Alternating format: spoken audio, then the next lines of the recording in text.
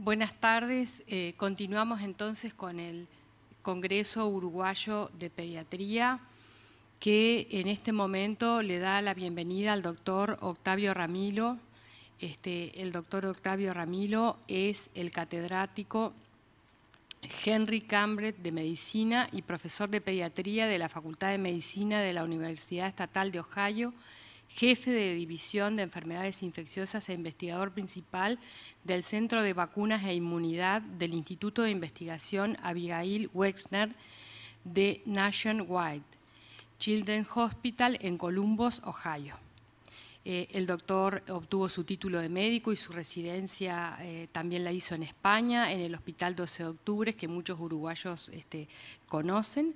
Estudió luego en la Universidad de Texas, en Dallas, y es un investigador reconocido en el mundo en enfermedades, sobre todo enfermedades respiratorias, y lleva más de 30 años su investigación en virus respiratorio sincicial, influenza y actualmente en virus SARS-CoV-2 que causa esta pandemia. Lo cierto es que nosotros, como Comité de Infecciones de la Sociedad Uruguaya de Pediatría, estamos muy agradecidos. Lo conocemos mucho al doctor de cuando viene con frecuencia a Buenos Aires, pero bueno, es la segunda vez en el año que está en forma virtual con nosotros en Uruguay. Le prometemos una invitación a Uruguay próximamente. Pero ahora lo dejamos con su conferencia. Bienvenido.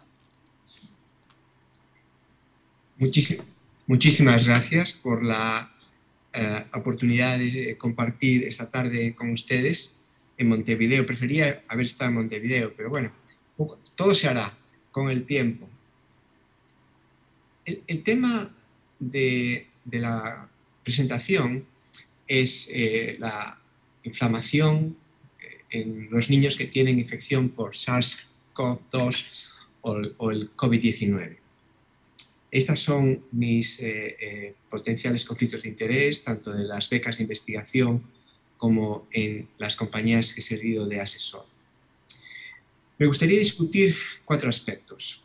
Una puesta al día de la epidemiología de la infección en niños, los hallazgos clínicos que hemos encontrado en nuestra experiencia aquí en Columbus, y luego me gustaría focalizarme en 2 aspectos que creo que determinan mucho, nos ayudan a entender la enfermedad y que incluso determinan los síntomas clínicos y la severidad clínica de la enfermedad. El impacto de la carga viral, de la replicación viral, y el aspecto importante de la respuesta inmune, sobre todo innata, en determinar, creemos, las manifestaciones agudas de la enfermedad. Como saben, el SARS-CoV-2 es un coronavirus importante, grande, tiene muchísimos genes, tanto estructurales como reguladores. Y eso es muy importante porque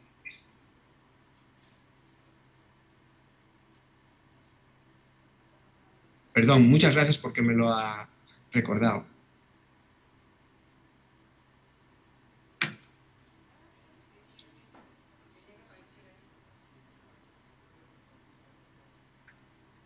¿Ahora sí? Muchísimas gracias, porque a veces no lo tenía muy claro aquí. Les comentaba que quería hablar de la epidemiología, de los hallazgos clínicos, de la carga viral y de la respuesta innata. Es importante recordar que el virus, que es un virus coronavirus, tiene aspectos importantes para la patogénesis. Uno, como saben, es la proteína S, que es lo que permite al virus unirse al receptor epitelial, fundamentalmente, y también la proteína S es el objeto, el mecanismo más importante de inducción de anticuerpos. De ahí que casi todas las vacunas que se han generado y desarrollado sean directas contra la proteína, utilizan la proteína S para originar anticuerpos neutralizantes. Un aspecto importante de este virus que deben recordar es que tiene muchos genes no estructurales, muchos de esos genes no estructurales sí que alteran la respuesta inflamatoria. Es un aspecto importante para ver si poco a poco entendemos mejor la respuesta inflamatoria, la respuesta inmune al virus. ¿Cuáles son los aspectos únicos de esta infección en los niños? Al principio, esta es una diapositiva que preparé hace unos meses, se planteaban muchas dudas. Estos niños se infectan, se replica el virus, tienen síntomas distintos, pueden tener severidad y cómo es la respuesta inmune. Hoy en día sabemos claramente que los niños se infectan. Como les mostraré, hay una replicación viral muy importante, y de ahí que desarrollan síntomas muy variados, con difícil afectación clínica y con una respuesta inmune muy interesante que creemos que contribuye a esas manifestaciones clínicas un tanto originales de estos niños. Estos son datos recientes de la Asociación Americana de Pediatría y de la Asociación de Hospitales Pediátricos de Estados Unidos. Como ven, a pesar de que habíamos tenido un pico en enero y que las cosas parecían que mejoraban, hemos tenido un resurgimiento muy importante al tener tanto la variante Delta como el regreso a la escuela. De tal manera que ahora los niños que antes representaban un 11% de todos los casos en Estados Unidos, ahora representan más de un 15%, y hemos tenido ya documentados más de 5 millones de casos, y ha habido semanas en que hubo más de 250.000 niños diagnosticados con la infección. En nuestra ciudad, esos son datos del Departamento de Salud Pública de nuestra ciudad de Columbus. Como ven, hemos tenido 104.000 casos, y de esos 16.000, casi 17.000 casos, son niños, que representan un 16%. Si de ahí nos movemos a nuestro hospital, a Nationwide Children's, estos son nuestros datos consecutivos desde el comienzo de la pandemia, hace año y medio. Como decía, en Columbus ha habido casi 17.000 niños diagnosticados. Nuestro hospital ha diagnosticado 9.000, y de un 10%, 946 han requerido hospitalización. De ellos, 154 han requerido cuidados intensivos. Aún tenemos ahora como 25 casos, probablemente en la última semana hemos tenido, con 90 casos del síndrome multiinflamatorio de niños. Las edades, se ve un grupo claramente en los lactantes y un grupo más de mayor número en los adolescentes, y es importante que no todos estos son niños que tengan enfermedades crónicas, sino que haya niños previamente sanos. Vemos que la enfermedad tiene un espectro distinto en función de la edad. Hace algunos meses nos planteábamos, vimos los primeros casos de niños que se presentaban con fiebre sin foco, lactantes con fiebre sin foco, como los que vemos frecuentemente con otras enfermedades virales o con infecciones urinarias. Hasta ahora no hemos visto un cuadro clásico de bronquiolitis en los lactantes, aunque sí que hemos visto neumonías en niños tan pequeños como 2 días de vida.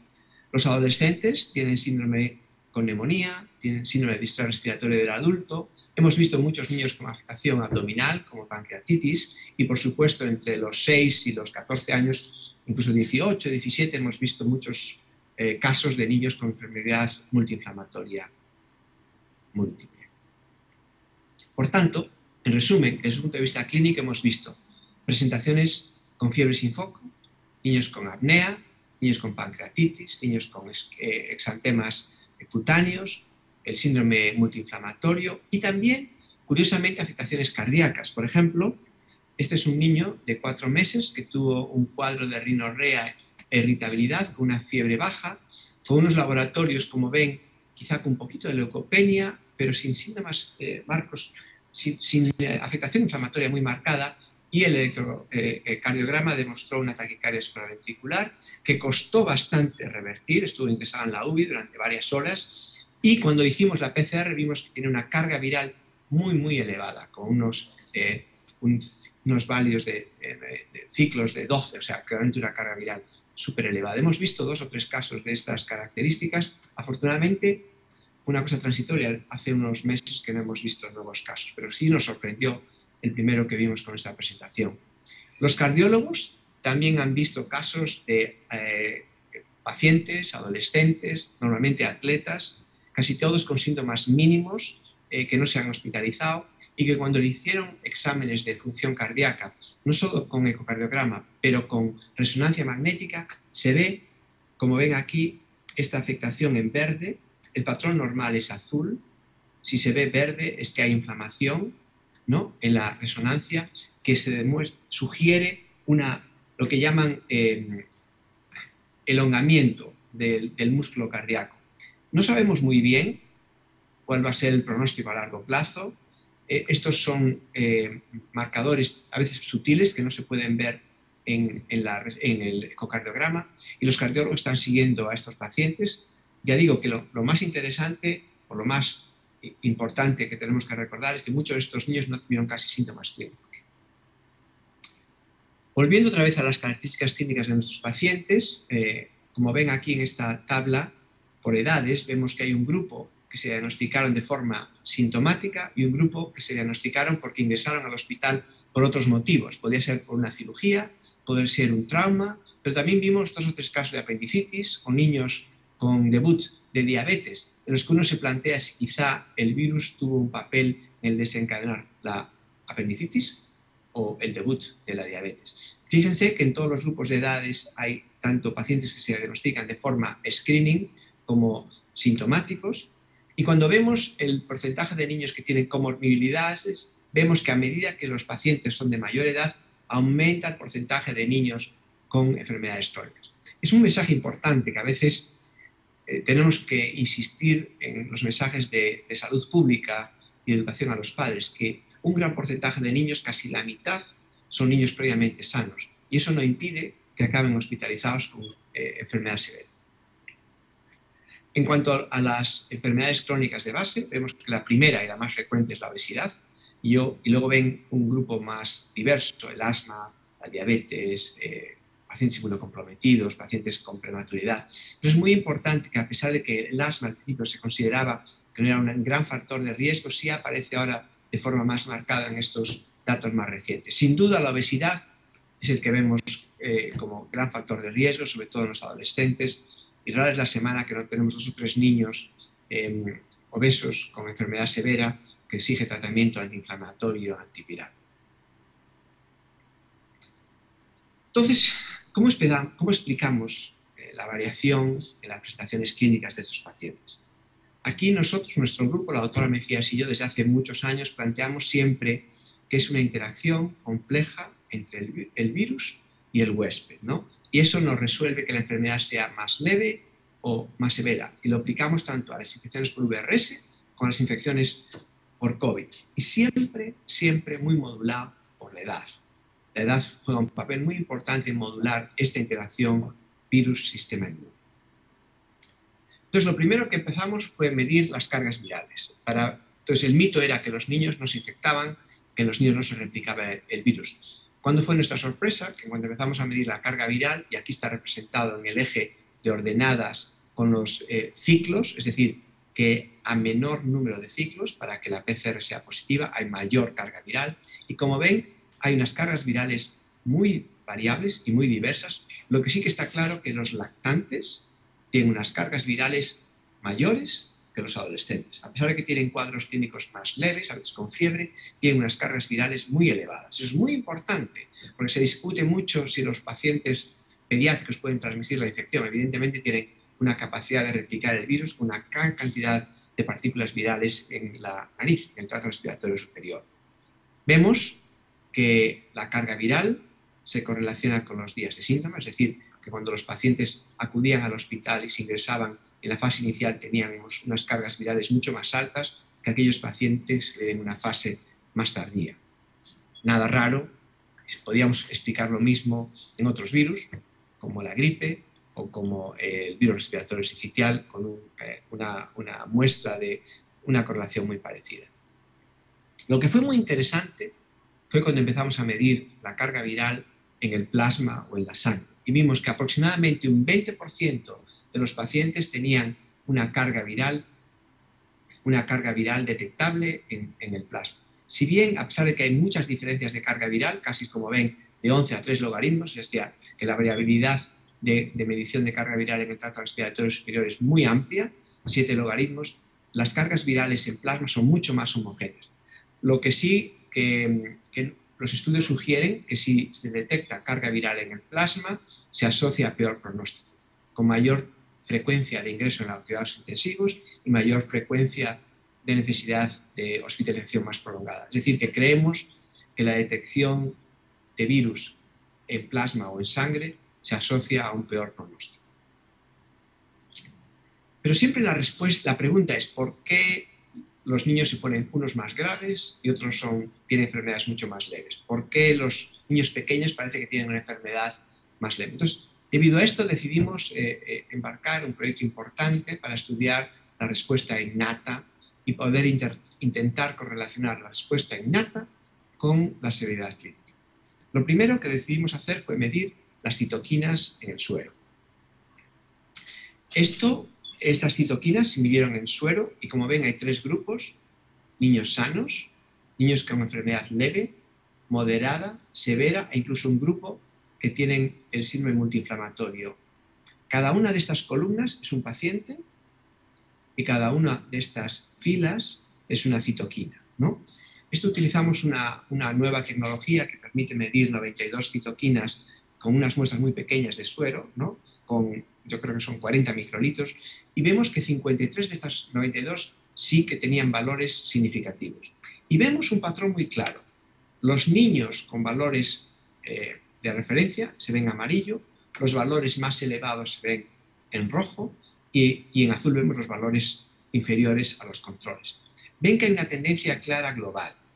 A medida que nos encontramos con niños con cuadros más severos, hay un aumento de pacientes que tienen valores rojos, es decir, valores de citoquinas muy elevados. Incluso se ve que hay una diferencia entre los niños con cuadro de COVID severo, con neumonía aguda severa, con los cuadros más, digamos, de la fase convaleciente, como son los cuadros multiinflamatorios. Ven que la intensidad del rojo aumenta a medida que nos desplazamos hacia la derecha. También hay otras que aparecen más con valores diferentes de los controles sanos, pero también más alterados en los niños que tienen el cuadro multiinflamatorio.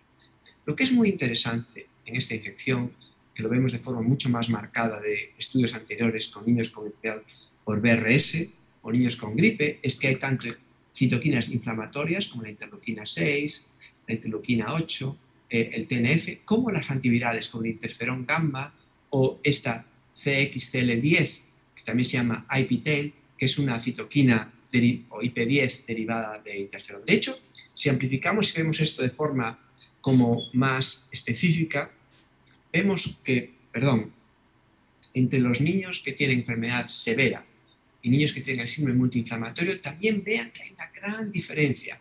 Los niños con el síndrome multiinflamatorio tienen una respuesta inflamatoria todavía más exagerada. Aquí ven que vemos citoquinas proinflamatorias muy claras, como la interleuquina 6, el factor de necrosis tumoral, pero también antivirales, como el interferón gamma y esta derivada de interferón, el CXCL9. Es interesante ver la tremenda elevación de citoquinas, tanto proinflamatorias como antivirales. Entonces, si intentamos ahora correlacionar esto con la presentación clínica, en los últimos años nos hemos hecho muy aficionados en el grupo a aplicar estas matrices con el software DR, ¿no? Y aquí la doctora Mejía representó los datos clínicos de estos pacientes, desde el origen étnico, la carga viral, los linfocitos, la raza. El grupo es muy importante porque el grupo nos referimos a la severidad.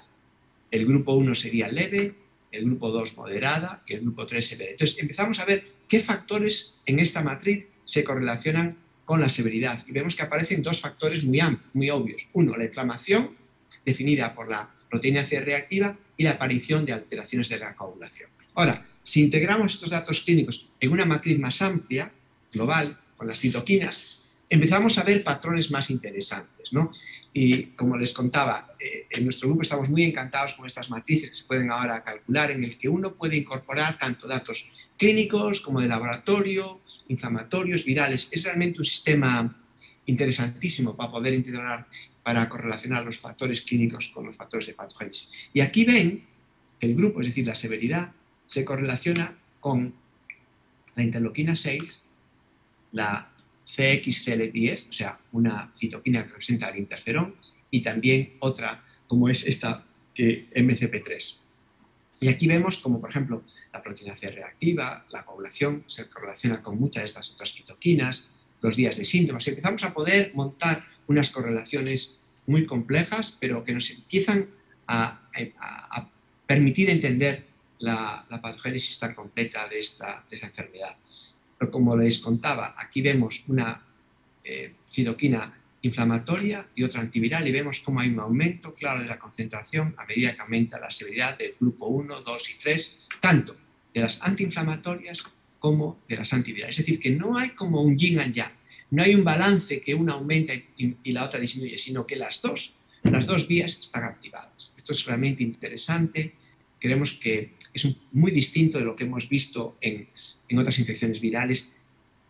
El nivel de activación de tanto las vías inflamatorias como las vías antivirales o de interferón.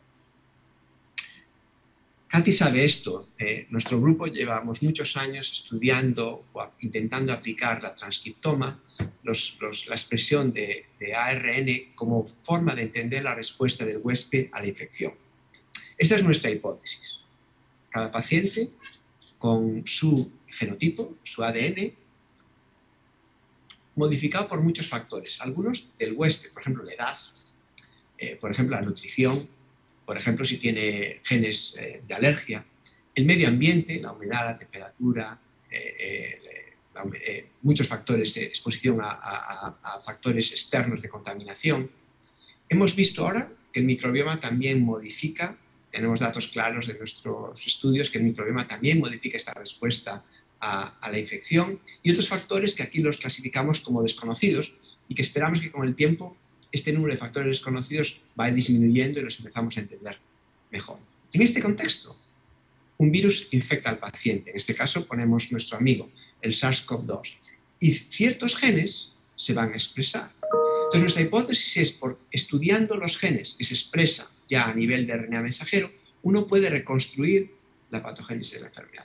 En lugar de empezar con el libro cerrado, el genoma, empezamos con las páginas del libro abiertas que se están leyendo. Y eso nos permitirá de una forma más eficiente entender qué genes contribuyen a la patogénesis de la enfermedad. Y no solo eso, somos muy ambiciosos porque queremos conectar estos genes que están activados con la enfermedad clínica. Es decir, que planteamos, esta es nuestra hipótesis de trabajo, que el RNA mensajero puede ser el vínculo que nos permita conectar la patogénesis con las manifestaciones clínicas de la enfermedad. ¿Cómo lo aplicamos esto en el contexto de las infecciones por SARS-CoV-2? El primer análisis lo hicimos con un grupo de niños, que como ven tenemos 34 niños con COVID y 11 controles, teníamos lactantes y niños más mayores y teníamos niños diagnosticados por screening o niños diagnosticados de forma, porque se presentaron en el hospital de forma sintomática. Utilizando otra vez el mismo sistema que les mostraba con las citoquinas, un heatmap. Aquí vemos los tres grupos, controles, niños con SARS-CoV-2 sintomáticos y niños diagnosticados con screening. Cada una de estas columnas es un niño o un paciente y cada una de estas filas es un gen. Encontramos que había 2.300 genes con diferencias de expresión entre los grupos. Y como ven, los genes de aumentados de expresión en rojo están muchísimo más marcados en los niños sintomáticos que en los niños identificados vía screening. Este es un niño que ingresó por una quemadura y entonces pensamos que se había diagnosticado por screening, ¿no? Pero luego la doctora Mejía se averiguó que este paciente, por lo visto, había estado muy irritable un día y medio antes y de ahí que se quemó y vino al hospital. Por tanto, quizá esta clara evidencia de que hay activación de estos genes quizá tenga que ver con la irritación y con el COVID y no con la quemadura. No lo sabemos. Ahora, si intentamos ver en esta forma, utilizando un sistema de análisis funcional de módulos, queremos diferenciar los genes de interferón y los genes de inflamación. Entonces, ven aquí los genes de interferón agrupados en 6 módulos diferentes. Comparamos los lactantes, menos de un año, con los niños más mayores. Y los niños que se habían diagnosticado vía screening o aquellos que tenían síntomas. Y ven que casi todos los niños, independientemente de la edad, independientemente de que tuviesen síntomas o no, tenían una gran activación de las vías de interferón. Quizá los lactantes, como ven aquí, un poquito más que los niños mayores, pero claramente, independientemente de los síntomas, hay una activación muy importante a nivel de transcripción de los genes de interferón. ¿Qué pasa cuando vemos los genes de la inflamación? Vemos aquí los módulos que representan casi todos los genes de inflamación y vemos que hay una diferencia muy marcada.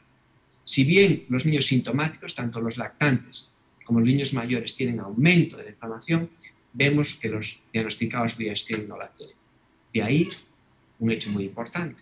Parece ser que el interferón no se correlaciona en este caso tanto con la severidad de los síntomas, sino es la respuesta inflamatoria y empieza quizá a sugerir que la respuesta inflamatoria es la que determina más los síntomas y no la respuesta interna.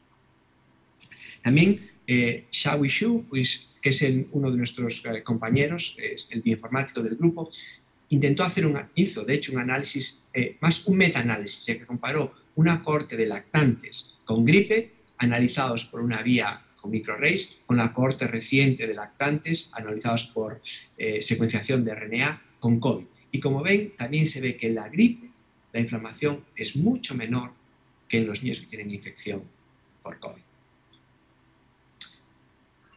Por último, hemos hablado de citoquinas, hemos hablado de la transcripción a nivel global. Ahora les voy a contar una colaboración que tenemos en marcha con el grupo del doctor Banchero, la doctora Pascual, para aplicar la secuenciación a nivel de célula.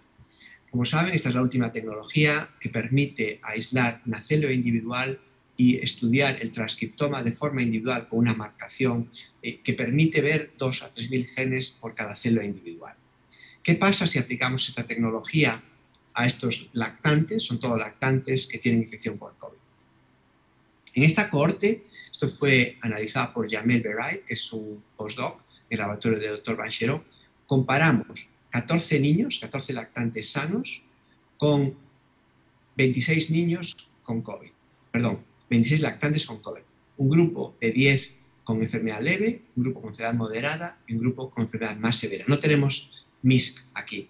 Y ven aquí el número de células que teníamos, son polimorfos nucleares purificados de la sangre por FICOL, y en estos se juntan y después de una línea analítica bioinformática se acaban pudiendo analizar 256.000 células. Es decir, que este análisis que les voy a enseñar tenemos 256.000 células secuenciadas de forma individual, de tal manera que tenemos 2 o 3.000 genes de cada célula.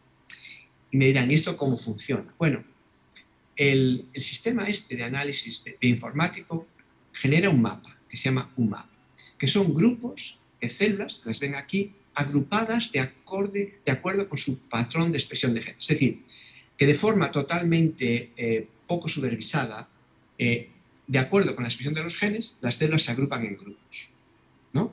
Eso es lo primero. Y luego hay marcadores que ya se han identificado en los últimos años que nos permiten, aquí están los marcadores genéticos, darle un nombre a cada una de estas células. Por ejemplo, esta célula rosa que ven aquí son células plasmacitoides, ¿no? Células dendríticas plasmacitoides. Estos genes rojos, naranjas que ven aquí son CD4, ¿no? Luego, por ejemplo, aquí tenemos células B que están aquí, esas son células B, ¿no? Y aquí estas azules son CD8. Es decir, que primero, de forma no supervisada, el software nos permite agrupar esos clústeres, esos grupos de células. Y luego, en un segundo paso, ya existen poco a poco marcadores que nos permiten poner el nombre a ese grupo de células. Entonces, si nos fijamos en las células CD4, encontramos que hay, como ven aquí hay 5 grupos de células CD4, que hacen 4 grupos distintos. Y hay un grupo muy interesante que se llama el subclúster 2, SC2, que está aquí en azul, que si lo ven, aquí tenemos los sanos, los grupo 1, grupo 2 y grupo 3. Ven que este grupo de células están muy aumentados en el grupo 2 y en el grupo 3. ¿Y qué es este grupo de células? Como lo vemos aquí, vemos que expresan de forma muy intensa los genes de interferón. Es decir, que empezamos ahora a poder poner un componente celular con esa impresión que veíamos a forma global de la activación de los genes de interferón. Eso es lo que dicen en inglés. Genes de activación de interferón alto, son células CD4 que tienen genes de interferón elevados. Y como se ven aquí de forma muy marcada, y aparecen justo en los niños que están más afectados. Es decir, que el interferón que se ve tan afectado no parece que tenga un efecto protector, ya que lo vemos también en los niños con interferón elevado. Vemos que de forma parecida hay otro subgrupo, ahora de CD8, que aparecen aquí, que es el subclúster 1, aquí en azul clarito, ven aquí que está muy elevado, y aquí ven que igual, vemos una gran activación de genes de interferón, este subgrupo de células CD8. Y también lo vemos en células B. Es decir, que vemos esta activación brutal de interferón, que nunca habíamos visto nada parecido en ningún estudio que hemos hecho de niños previos, tampoco hemos hecho muchos estudios con esta tecnología, pero en niños sanos, en niños vacunados, nunca hemos visto una activación tan importante en las células CD4, en las células CD8 y ahora en las células B con producción de interferón. Aún estamos intentando entender muchos de estos matices. Pero lo que nos llamó la atención fue cuando nos fijamos en estos monocitos. En estos monocitos ven que hay tres grupos. El grupo 0, más abundante, de monocitos aquí en rojo. El segundo grupo aquí en azul oscuro y el grupo 1 en azul muy clarito aquí. Y vean que este subgrupo de los monocitos, el subclúster 1, que está aquí, ven que está muy aumentado en los niños G2 y G3, es decir, los niños con infección moderada, severa y muy severa. ¿Y qué es original de estos monocitos? Pues estos monocitos aquí ven que expresan los genes tanto de interferón como de inflamación. Es decir, que es la misma célula que expresa tanto los genes de inflamación como genes de interferón a la vez. Esto lo podemos representar, y esto Jamel hizo aquí una gráfica muy interesante. Aquí vemos la representación de las células individuales en este subgrupo de monocitos que expresan interleuquina 1 beta como marcador de inflamación. Y vean que son muchas de estas células en rojo. Aquí, por el contrario, vemos células que expresan dos genes de interferón, el IFI27 o el ISG15. Ven que también hay un grupo muy importante. ¿Qué pasa si combinamos e intentamos ver qué células expresan genes de inflamación, interleuquina 1, genes de interferón o ambos?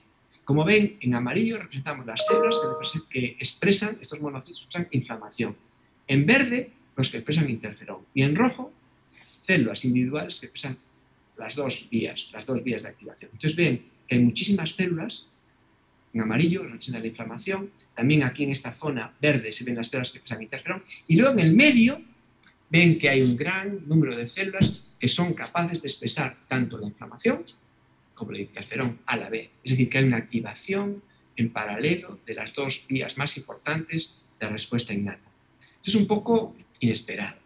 Siempre hemos pensado que la inflamación es antibacteriana y el interferón es antiviral y que una y otra se balancean, ¿no? Que es como el yin y el yang. Bueno, pues este virus empieza a poner ese concepto un poco en cuestión, ya que vemos que hay monocitos que pueden tener a nivel individual la capacidad de activar las dos vías. Por eso quizá este virus es tan especial y creo que nos va a dar una oportunidad, si no fuese por esta pandemia terrible, de entender muchos aspectos de la biología, de la respuesta inmune a las infecciones virales y qué es más original en los niños pequeños. En resumen, las manifestaciones clínicas de la infección por el virus SARS-CoV-2 son muy variables. Los lactantes se infectan y tienen cargas virales muy elevadas. Los niños también desarrollan y producen una gran cantidad de citoquinas, tanto antivirales como antiinflamatorias. La secuenciación por RNA demuestra que hay una respuesta muy robusta de interferón tanto en los lactantes como en los niños sintomáticos, como aquellos que diagnostican de forma por tamizado, por screening, pero los de screening no tienen inflamación, que está solo presente en los niños que tienen síntomas clínicos típicos de COVID. Hemos visto en este estudio inicial de células de secuenciación a nivel celular que hay una respuesta muy marcada de interferón tanto en los compartimentos linfoides como mieloides y que aparece una subpoblación de monocitos muy interesante que expresan CD14 y que tienen simultáneamente expresión de genes de inflamación y de interferón, lo cual creo que es muy provocador y que va a permitir estudios sucesivos para intentar entender esta observación única. Este trabajo, en los últimos 18 meses, hay muchísima gente que está colaborando, tanto en nuestro hospital, como decía la doctora Mejías y yo, que tenemos un laboratorio conjunto, Xiaoyi Xu, que es nuestro bioinformático, profesor de bioinformática de gran nivel, y el virólogo Mark Peoples, colaboraciones con el grupo de Cevaxin en Panamá, con el grupo de obstetricia, del que estamos estudiando otra cohorte en la Universidad de Ohio, el grupo del doctor Bancheron en los laboratorios Jackson, con Jamel Belait, que es el postdoc que ha hecho estos últimos estudios de single cell, el grupo de Bay Cornell, de la doctora Pascual, el grupo del doctor García Sastre en Mount Sinai, y eso está financiado por una beca del NIH y Mercy Bermudas es nuestra program officer y la que ha apoyado muchos estudios. Y por supuesto, los más importantes son los pacientes, los niños y sus familias. Muchísimas gracias.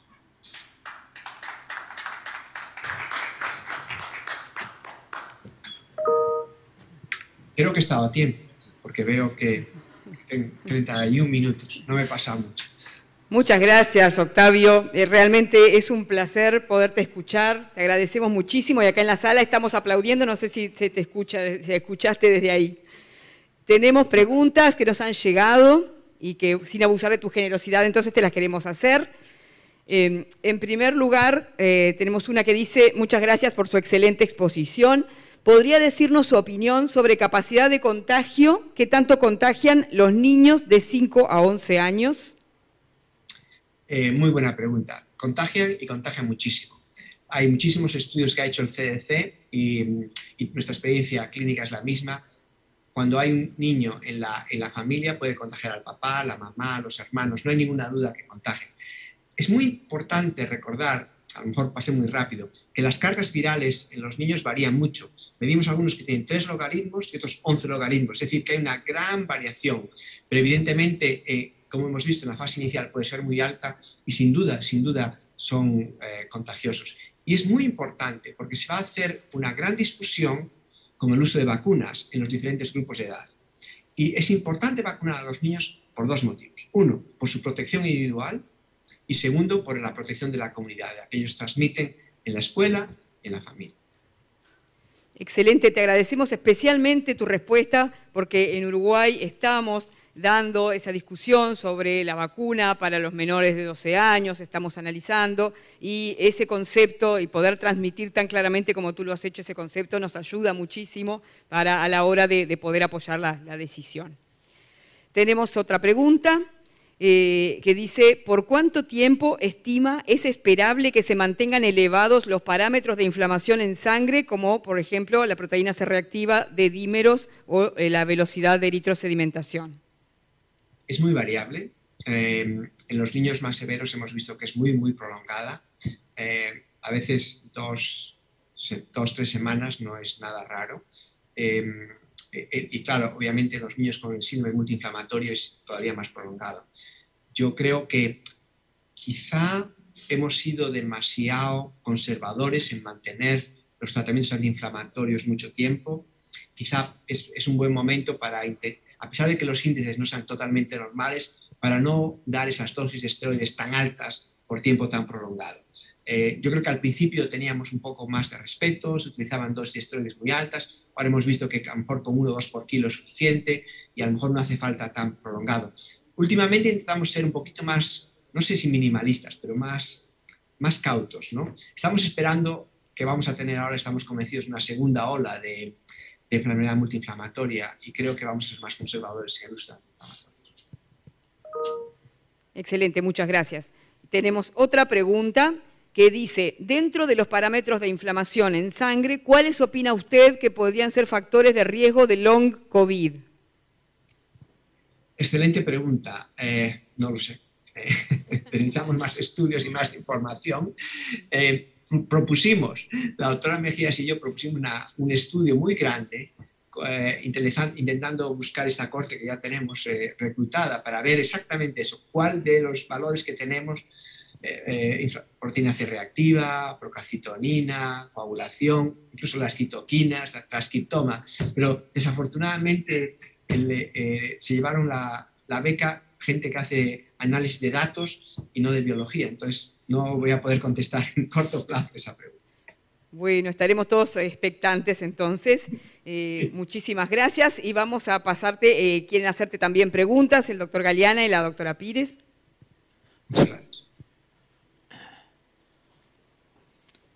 Buenas tardes, estimado Ramiro, realmente brillante la exposición, una envidia profunda de cómo se maneja la nueva tecnología para evaluar las reacciones, la respuesta inflamatoria, es algo realmente impresionante y cómo ha cambiado en estos últimos tiempos y particularmente con el COVID.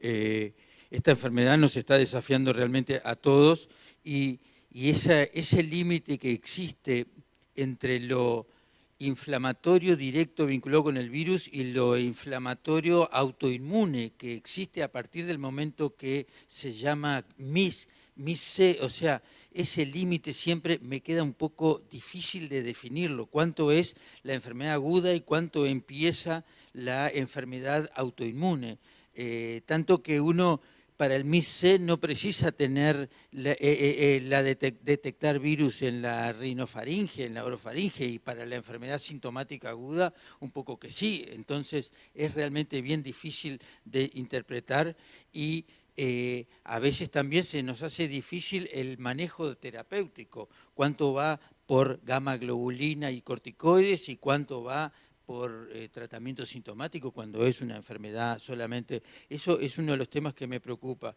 Y ahora, a mí también, nos planteamos... a mí también. Sí, ¿cómo? Que a mí también me preocupa, porque claro, vemos niños con cuadros, o sea, no se ve una definición clara. Estos son agudos y estos son MISC. Hay un grupo de niños que están ahí en el medio, que tienen un poquito de virus aún, ¿no? Que aún tienen inflamación. De hecho, haciendo memoria, nuestro primer cuadro de MISC tenía un poco de afectación pulmonar y lo tratamos como una neumonía por COVID. Y luego, posteriormente, pensamos que quizá también tenía MISC. O sea, que las dudas seguimos teniéndolas todos. Claro, es el gran problema y es la gran decisión, porque el manejo, en principio pensábamos que era distinto. Hoy en día también va cambiando el tema del manejo. Y una de las cosas que mucho me preocupa es, porque hemos tenido algún caso que nos ha generado dudas, como un niño vacunado recientemente, después se infecta y tiene una enfermedad particularmente grave, y entonces, ¿cuánto va por la vacuna en ese niño de adolescente de 12, 13, 14 años? ¿Cuánto va por la enfermedad infecciosa? Porque es el problema que hemos tenido vacunando en momentos de alta diseminación viral. Entonces era muy difícil establecer, la idea era poder vacunar a los niños de 12 a 15 a 18 años, pero a su vez con la alta circulación viral después tenían la enfermedad. Entonces tenemos toda la liga de gente diciendo esto fue por la vacuna. Entonces, ¿qué opinas tú? ¿Cómo diferenciar eso? Sobre todo en un momento que estamos planteándonos vacunar a niños y estamos empezando a tener en nuestro país cepa delta, porque a la gente le encanta ir a la Florida y a Miami y vienen para acá y entonces se infectan.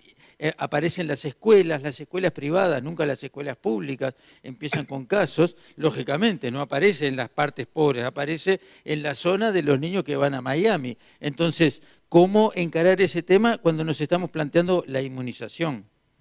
Eso es una excelente pregunta. Yo creo que es súper relevante y que nos afecta a todos. Primero, sin duda la vacuna es el camino. Hay que vacunar y hay que vacunar. No hay duda.